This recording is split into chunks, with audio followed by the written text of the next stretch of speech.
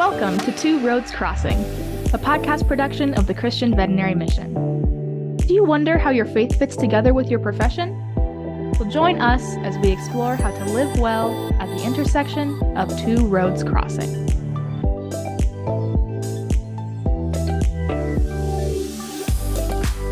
Welcome to Two Roads Crossing. I'm your host, Curtis Gibbs, and we're here to explore the intersection of faith and veterinary medicine. And again, another episode coming to you live from CVM's Global Gathering, as we can say that now that this will air after we've all left Turkey. And we're here with Dr. Jeff, who is working with our field workers, but works at MTI and specializes in things like debriefing. But even before that, Jeff, you had been on the field yourself. So just give us a little bit of a backstory that you feel like sharing with us so that those who haven't met you get to know a little more of your story. Yeah, thank you. Thanks for inviting me here. And my story, I think, is very appropriate for the title of this podcast. So we kind of do things coming together. My story is that as a 13-year-old, I committed my life to Jesus, and I told him I'll do whatever he wants for me. And in that conversation I had with them, I felt an invitation to missions, and I was happy to say, yeah, that's part of full commitment. I'll go, and I was excited about it. But I had, or I should say, and I had a childhood desire to be a veterinarian since I was young. And I thought quickly, like, I'm not sure I can be a veterinarian and a missionary. So I thought about being a physician, and I just didn't think that was a good match for my personality. You're on it, yeah. Yeah. And so I appreciate God did not have me in suspense for very long. I heard of, I already came across a brochure, and as I opened it up, it said Christian Veterinary Mission. I was like, that's what I wanted to do. Shout out to marketing. Good job, guys. All the way back then, if I can do the math, that was 1989. How about that? Shout out to the 1989 marketing department, which was probably Kit and a typewriter, but whatever. Yeah, that was before that was like Xerox, before We faxed it all over. Yeah. Yeah. So, once I saw that, I was like, yeah, that's what I want to do with my life. Wow. I got connected to CVM, and I was receiving newsletters from the field workers at the time, and it just got me excited. And that was my course in life. To fast forward, I mean, there's a lot that I did in that space, and a lot went on, but ended up going to Nicaragua and served in Nicaragua from like 2010 to 2016. And they thought it would be longer. So there's a story as to why we came back. But during our time in Nicaragua, we got involved in St. Louis. This is my wife and I, Sure, veterinarian, and got involved in a local ministry there and started doing kind of pastoral care, caring for people. Part of that comes from my wife. She's really open, caring, honest, and vulnerable, and that's attractive to people. I mean, I want to share hard stuff with her. And so when people were going through difficult times, they came to us. Wow. And we started kind of just organically growing into that through the realm of like pastoral care, and come to find out that that's a thing in missions called missionary member care, how to care for missionaries. And so we decided as we came off the field that we wanted to get involved in that. And so I'm working at two places right now. One is called MTI, or Missionary Training International, and I do pre-field training there as well as debriefing. And then I'm also the director of a nonprofit called Shelter Pines. If you're interested, it's shelterpines.org. It's a location in Colorado Springs, in the Black Forest there. It's a place where missionaries can come and rest and receive counseling and debriefing. We host one family at a time, so you got 20 acres in the house to yourself. It can also just be used as like an Airbnb, where people can just come and rest and not engage in intentional conversation, just enjoy nature and have fun. Oh man, that's a need for all of us, but especially, coming off the field. So how did you, give me the why? How did you and why did you start to see that stories were important, and unpacking some of these things were, wow, this is a need, Yeah. It just being around a lot of people in our story as well was just that there's hardship and there's difficulty, and get into a place where, at least for me, I'm questioning God. Like, can I trust you? Are you good? And these are core questions, and questions that deserve answers. And you don't always get answers to all the questions of why there's suffering and injustice in the world. But those questions linger. And in a word, I would say there's so much more to be said around it, but the answer to that being in pain, being in difficulty, is to go through a process of lament and to really express your heart to God. And it is really helpful to do that with another person. Can you do it with God in a journal? Yeah, but there's something that actually happens neurobiologically in us and in our hearts, our souls, and our minds that is very healing when those conversations are happening. So I almost kind of forgot your question, but No, kind of a no, that was it. And you've kind of landed in one of my sort of my soapboxes with ministry training stuff. Is I remember unpacking the Psalms and it being pointed out to me, and those have been around me have heard me say this, but that there are more Psalms of lament than there are of thanksgiving and praise, and that there's something to that. And we I think we instruct the body of Christ to praise and worship and give thanks and be joyful, and those are good things. I don't know that we've always taught people the need to lament, how to do it. Is it an assassination on God's character to complain? Like, no, God is calling us. He put these these psalms there for us to learn how to do them, and but I don't think we teach that as well as we should or could. And so, yeah, I don't know if it's an American thing or a Christian thing or American Christian thing. We tend to just like positive things, the Thanksgivings, the joys, the well dones, the attaboys, and we get uncomfortable with the hard and the difficult. And so in I'll be talking about in a minute, I haven't named it yet, but in the process of like debriefing, when you're sitting down and talking with somebody who's gone through a hard time, we often say that in that process, we are trying to hold open the space between promise and pain. Sometimes we make that kind of an image with our hands that we're like pushing the walls apart and we're holding open that space between the pain of an event, something difficult, and the promise. So yes, is there promises in scripture? Is God going to wipe away every tear? Do all things work out together for the good of those who love him and are called according to his purpose? Yes, that's all true. But we don't want to slam that space shut and just jump to the we call but God mode or the promise to sit in that space a little bit. And that's what lament is. Lament is that space is open and there's something good about it, something healing and productive. I'll tell you a quick little story about it in the scripture, and this sometimes grabs people's attention. I'll see if I can shorten it up, but I'll leverage your knowledge of the road to Emmaus. And this is right on the Sunday morning that Jesus is risen from the dead, and two of the disciples are walking from the city of Jerusalem to Emmaus, which is about 7 miles away, probably 2.5, 3 hour walk. And they're walking along, coming out of the city, and Jesus comes up alongside them, who's walking out of the city as well. And he hides his identity from them. And as he's walking along, he comes up to them and he said, "What are you guys talking about?"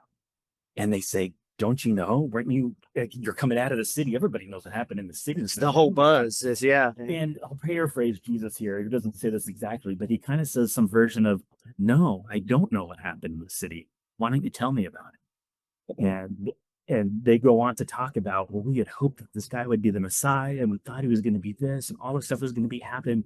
And he listened to them for a 7 mile walk while they expressed their pain, their discomfort, their disillusionment, their discouragement, They'd given their life for this guy. Yeah, sure. Yeah. And he let them sit in that space for a good 2 to 3 hours. He eventually goes on to describe who he, what the Messiah was to be, but he held that space open where at the very get-go, he could have solved all their pain and discomfort and just been like, "Ta-da, it's me."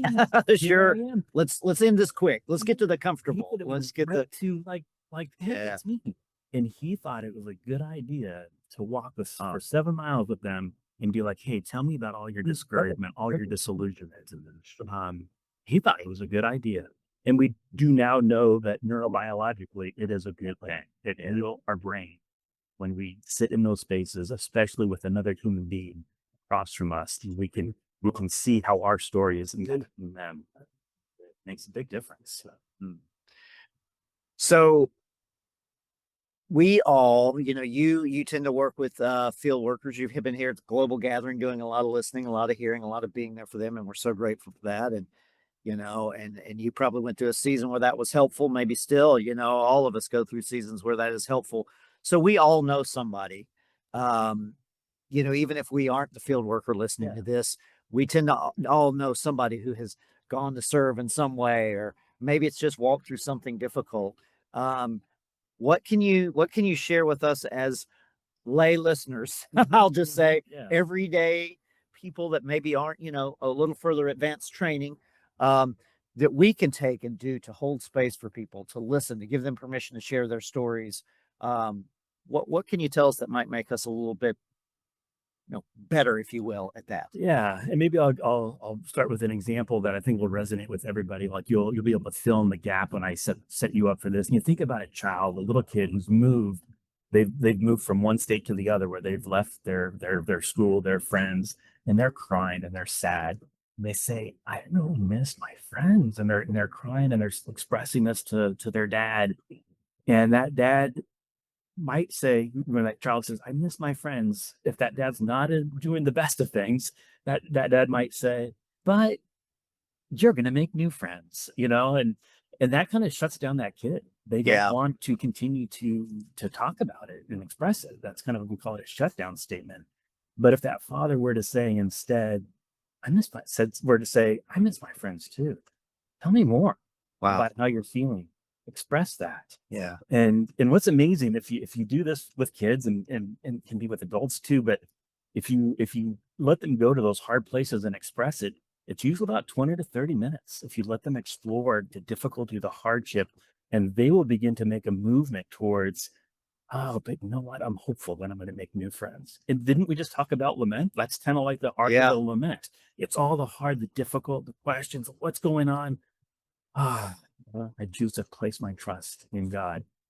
So your question was, what can we do with people to try not to shut down the conversation? Shut down statements are things like, "Oh, but it's going to get better," but look on the bright side, or we use statements that start with, "but just this," and kind of minimize the pain. Much better to say, "Tell me more about." Wow. And so if you want to just kind of catch one phrase, how to be a good friend, and maybe to debrief a missionary after they've gone through something difficult or traumatic, when they say something's hard, say, "Tell me more about that." And I'll say one more thing before I give the mic back to you. No. Yeah. In that the fact that you would to be able to say, "Tell me more about that," they have to have already expressed something difficult. And so you sometimes have to invite even that. And again, because most people just want to hear the positive. And so you might engage with a missionary that's they've come back, and you might tendency to ask, like, "How was your time over there?" Or say silly things like, "How was your vacation in Africa?" Yes, this is not. Yeah. Go ahead. Maybe they'll use the phrase. Invite the hard stuff. You Yeah. can do both. Like, Sure, what sure. was something you enjoyed, but invite, "Can you tell me something that was hard or difficult about your time over there?" And then when they say it, they'll say it in a sentence or two. That's when you can put your ace down and say, "Tell me more about that." Mm, And it'll really open it up. yeah. I feel like when we invite field workers, maybe in the local church world, it's a little different with CVM because we tend to have longer with them. So sometimes we can hopefully approach and unpack those things. But when field workers go to churches, they're back for furlough or what have you. It's like, come, we want you to present. We want to see some awesome photos. For 15 minutes, we're gonna do lunch, and at 12:30, you'll be on your way. And that's just got to be just like a blizzard, just a whirlwind. And it's like, ooh, so you almost have to put on this face, I would Mhm. imagine. Yeah. And And a little bit of that is, kind of knowing your audience. Yes, you do kind of have, if you're going to be upfront in front of the church, there's a little bit of that. So probably you're won't obviously, unpack everything yeah, live, but but you need to have at least a person, hopefully multiple people, where you can have that kind of a conversation with. Missionaries say over and over again that people ask, "How was your time overseas?" And they'll accept an answer of a response, and then they move on to talking about the weather or something else. So we encourage missionaries, find that person that will listen to the 5-minute answer, 30-minute answer. Will they sit down and have coffee with you? And will they allow you to share the hard? Because they've got plenty of opportunities to talk about the positives. There's so much opportunity. Everybody wants to hear that. yeah, It is a rare person that is willing to go into the hard places. And so they come to places like MTI Missionary Training International or Shelter Pines, and we give them a week to talk about the hard and explore those places. But they don't have, it's good to go to those places, but that can happen authentically with just good friends that really care. yeah. Be that rare person that listens. I think about, like, in school when I was, like, at seminary, like they wanted us to know different tools we had to lead others to. So I was at a season of life that actually would by all accounts, pretty good. I was having fun. You know, the life was good. And I went to meet with a spiritual director because that was actually a class assignment, right? So we like went and and you sit in an office and it's not like a counselor, but it has that vibe. It's a one-on-one. It's kind of an intimate space where you're like, let's listen to God together and what's going on. And I was thinking, I'm good. Things are. And then the next thing I knew, an hour was gone. Right. And I had just unloaded, word vomit out. Like, what just all of a sudden I was like back at my car, like, did she even speak? Did I give? And I realized there was more going on in here than I was aware of. And this is when life was really good. Like I really did not feel like I had many things. So one can only imagine then when things are difficult, how much more there's I need to process together. Get that out. And you said there in your example that you wondered, did that person even say anything? And that's the other part here. It's like that there's a powerful, like your superpower in this space is to listen. And it's not a normal conversation where like you would have with a friend where you tell your story and like, oh, that reminds me of this. And kind of like what we're doing now. Like I was talking, oh, that reminds me of seminary and this experience I had. That's a normal human conversation. Yeah. When you are debriefing and really caring for somebody, you actually try to turn that part of your brain out and you just listen. And you're not debriefing me, so that's a normal thing for you to do that. But it is to ask that question, tell me more, and then get quiet. And then let them listen. Yeah. And so in a debriefing, like let's say, we'll go for maybe 2 hours or so, they're telling their story. I will usually ask about 3 questions and maybe give a lot of, like a verbal affirmation. I'm tracking with you. Sure. And it's very little of me talking and we just giving someone else space to talk and process.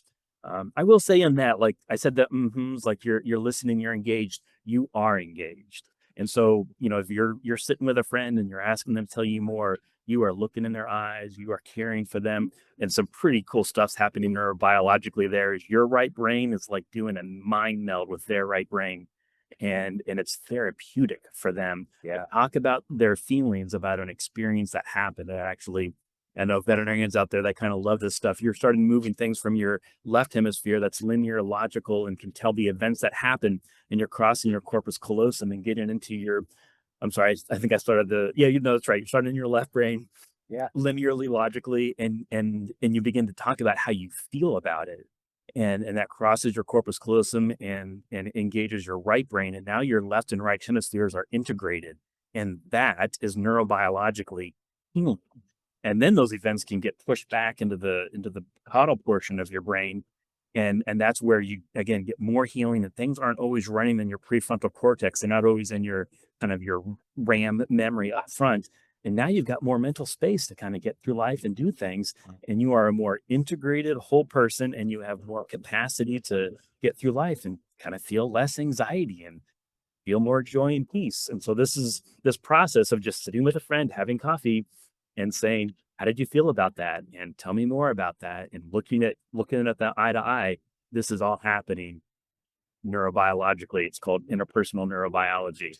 And it is physically, chemically, and healing and heals souls. So it's powerful. I mean, right? no, it is. Yeah. I mean, and I like what you said about the, just going back to when you give people that space, they tend to process for 20, maybe 30 minutes. You're almost getting to, just going back to that comment. I can't get past that too, because that's in my head. Because I'm like, I identify that with the times that I've been given that space. I found that to be true. Yeah. Like by actually giving that space, you're not trying to speed things along. Like we don't want to make everything in life go from hard to easy. Like sometimes hard is just hard. Yep. But it's like, I see that actually you get there quicker when you go through it versus let me just speed up and get to that point. It's almost like I don't know what the scientific term, but it feels unresolved. Yes. And it's not like you're just going to push it down forever. Right. It's like, the only way is through, It is unresolved. And that's why it's like right here in the front of us, because it's unresolved. And so it's spinning in our forebrain. It's like always there because it's unresolved. And this is a process, we call it processing, where you are kind of resolving things. And it's not resolving where things get solved and tied up with a little bow. But it does kind of open up space in your heart and your soul. So it's not resolving things, but things feel processed. and it was healing. So we've had some advice for, the rest of us, all of us. Mm-hmm. What advice should we be looking to individually? I mean, like I said, I shared my little snippet of boy, when I actually made space to talk to someone, I was like, holy cow, there's more there than I realized. I still remember a real life real impact, and you've done some of these with CVO before. But I remember I was at one in Canada right when I first started. This is circa 2018, probably. Mm-hmm. And the speaker there was like, hey, I have a relationship with a counselor, and life is actually pretty good right now, but I want that relationship so that when life isn't, I already have that relationship. I Right. thought that was so wise. Yeah. And so, what advice would you maybe give for all of us to maybe be a little aware of so that we're a little more in touch with this? There's probably more trauma or more things than we Yeah. give credit for that have gone on, even if it's things we've experienced in practice or family life in the past, whatever. What should we be kind of looking at for our own well-being? Yeah. And I'll say that kind of just as a very general human being kind of thing. And then maybe at the end, kind of bring in whether you might find a counselor. I'm not a licensed counselor myself, but I have heard counselors say that if all of my clients had a close friend that they could be open, authentic, and vulnerable with, I'd be out of a job. Oh, And yeah. so that hopefully that's kind of where I'm going to start. Is like if you can find that person or that group of people where you can be open, honest, and authentic, where you can by them feel seen, known, and loved, that does great things for you. And those are relationships that, like you indicated, that you want to create before the crisis. Yeah, yeah. And so the encouragement is spend time and energy to find these people. Get those people in your The life. challenge is, I guess. yeah, the challenge is if you've gone through transition, or at least I think for myself, my challenge has come when I go through transition, I lose those connections because I need them to be physically close. Like, Yeah. this doesn't happen virtually for me. Nicaragua or whatever. Right. They And get the sort of weren't with them, everybody. Right? And I developed those relationships deeply in Nicaragua and then lost them when I came back to the state here. And so seasons where I've lost those and it's been really hard. I'm also an introvert by nature, and I tend to make a few friends deeply instead of a lot of superficial ones. It just takes me longer to do that. Yeah. But it is so worth the effort to find people. And then when you think you found it, it needs to have wisdom in what you're doing. You're not going to share your heart and soul, the deepest parts, with everybody. That might be foolish at times. But as you find these people, you kind of test the waters, and you say, hey, can I share this part with you? And then maybe they'll reciprocate and they'll be like, oh, that's a safe person. And they'll share a little bit deeper. And then you trust them, and then you share a little deeper next time. And as you continue to share the deeper layers of your heart and your soul and your experiences with somebody, and they do with you, now there's deep trust there. And then that is super powerful for when the hard stuff comes. And if that is difficult or not working or whatever, then yes, by all means, seek out a counselor, a mental health professional, someone to talk to. But we can find these hopefully as friends. We can find them in church. It can be a mentor. Maybe there's a family member, but we need people. We have to be connected to people. Yeah.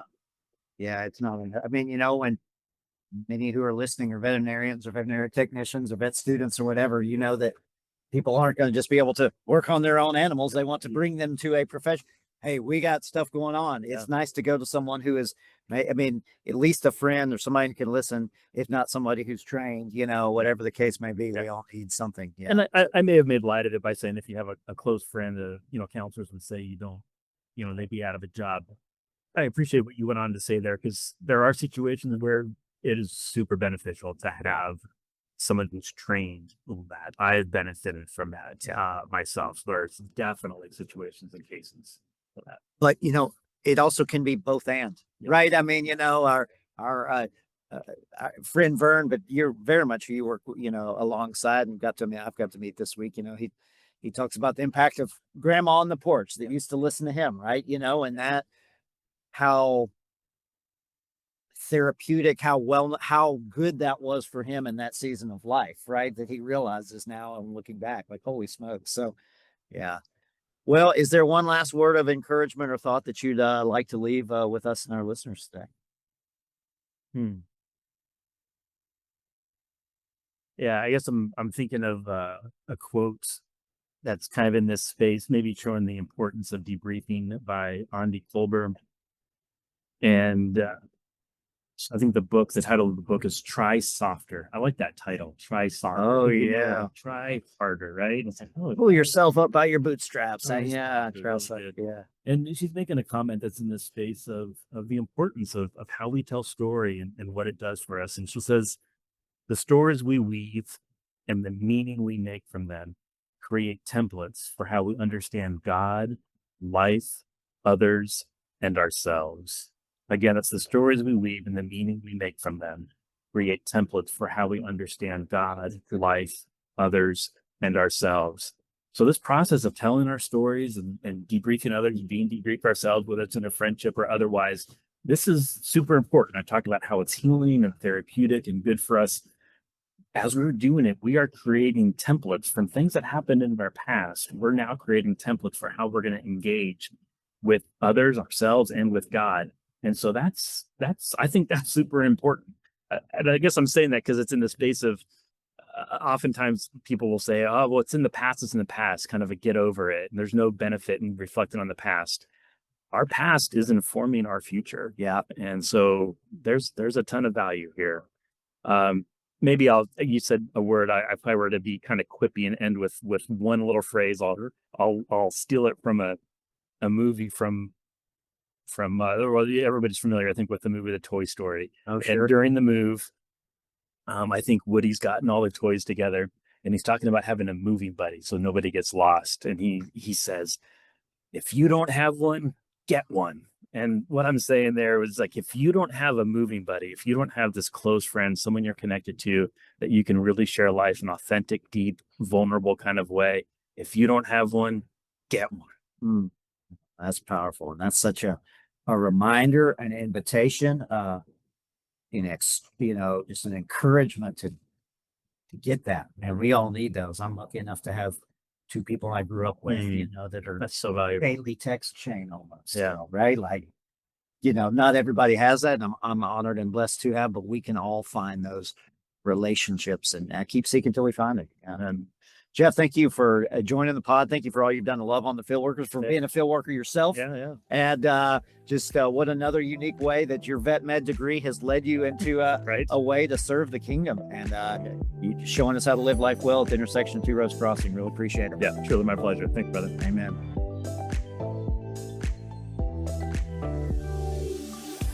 Thank you for listening to Two Roads Crossing, a podcast production of the Christian Veterinary Mission. If you are blessed by this content, like and subscribe so that you are alerted when new content is released. If you would like more information about CVM, or if you have questions, comments, or topical suggestions, you can find us online at www.cvm.org. Or you can contact us by emailing podcast@cvm.org. God has a plan for the nations, and that plan includes you. We pray that CVM has encouraged you to live out your calling with confidence and competence. So, until next time, may the voice of the shepherd ring loud and clear as you follow him in faith to the intersection of Two Roads Crossing.